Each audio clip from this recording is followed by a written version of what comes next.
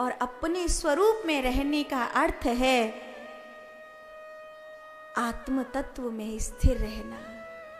मैं परमात्मा का अंश हूँ, ईश्वर अंश, जीव अविनाशी, चेतन अमल सहज सुख राशि।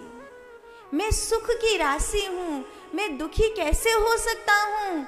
नहीं, मैं भयभीत कैसे हो सकता हूँ? मैं परमात्मा का अंश हूँ। परमात्मा मुझ में विद्यमान है। मैं स्वयं भी प्रसन्न रह सकता हूँ और मैं दूसरों को भी प्रसन्न रख सकता हूँ। मुझ में इतनी सामर्थ्य है कि मैं स्वयं भी प्रेम पा सकता हूँ और मैं प्रेम दे सकता हूँ। जन्मादस्य यतोऽन्वयादितरतश्चार्थे स्वविज्ञस्वराट् तेने ब्रह्म हृदयाद् कवये मुह्यन्ति यत्सूरयः तेजो वारिमृदां यथा विनिमयो यत्र सर्गो मृषा दाम्ना स्वेन सदा निरस्तकुहकं सत्यं परं धीमहि।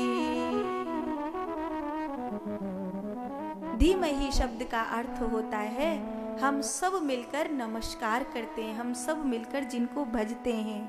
तो जो प्रभु स्वराट स्वरूप में स्थित हैं, जन्म आदि से परे हैं, जो सर्वप्रथम ब्रह्मा जी को स्वयं से प्रकट करके अपनी कुंडलिनी रूपी अयन पर वास करते हैं, उन प्रभु को, उन नारायण को, उन सत्य स्वरूप को हम बारंबार नमस्कार करते हैं, बारंबार प्रणाम करते हैं।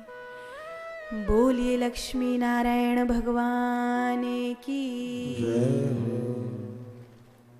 ऐसे प्यारे प्रभु हैं। अस प्रभु छाण भजई जे आना, ते नर पशु बिन पूछ बिसाना। ऐसे प्यारे प्रभु को छोड़कर भी अगर कोई संसार में भटके तो तुलसी बाबा कहते हैं बा इंसान को बिना पूछ को पशु ही समझियो। चूंकि काकभूसुंडी जी ने भी कहा, निज अनुभव में कहाँ हूँ खगेसा, निज अनुभव में कहाँ हूँ खगेसा, बिन हरि भजन ना मिटहि कलेसा, बिन हरि भजन ना मिटहि कलेसा, निज अनुभव में, निज अनुभव में कहाँ हूँ खगेसा, निज अनुभव में कहाँ हूँ खगेसा, बिनु हरि भजन ना मिटहि कलेसा, बिन हरि भजन ना मिटहि कलेसा, निज अनुभव में।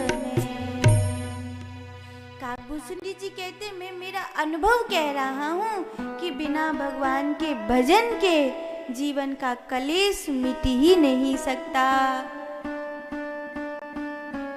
सत हरि भजन जगत सब सपना, बोले बाबा बोले उमा कहूँ मैं अनुभव अपना। अनुभव से कह रहा हूँ सत हरि भजन जगत सब सपना। ऐसा धर्म प्रोजित केतवो अत्र परमो निर्मत्सराणां सतां, वेद्यं वासमत्र वस्तु शिवदं तापत्रयो नमूलनम्। इसीलिए भागवत जी की कथा को सुनो, क्योंकि ये भागवत जी की कथा कैसी है? धर्म प्रोजित केतवो अत्र परमो निर्मत्सराणां सतां, वेद्यं वासमत्र वस्तु शिवदं तापत्रयो नमूलनम्। कोई तन दुखी तो कोई मन दुखी, तो कोई धन बिन रहत उदास, थोरे थोरे सब दुखी भैया सुखी राम के दास। ताप तापत्रयोन्मूलनम, तीनों प्रकार के तापों को विनिष्ट करने वाला यह पावन ग्रंथ है। ये कथा बड़ी प्यारी है। कैसे प्रकट हुई?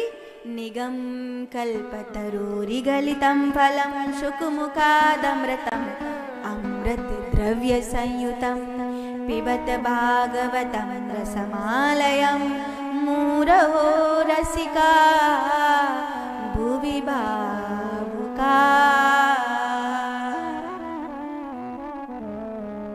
सुखदेव भगवान की वाणी इतनी प्यारी है कि जो जड़ से जड़मती है ना, उसको भी समझ में आ जाए।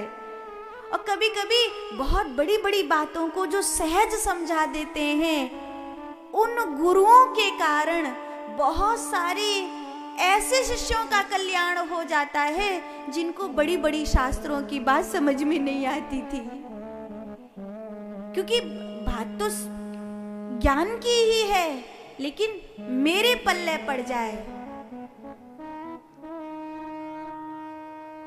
मेरे ध्यान में आ जाए, ऐसा कुछ हो।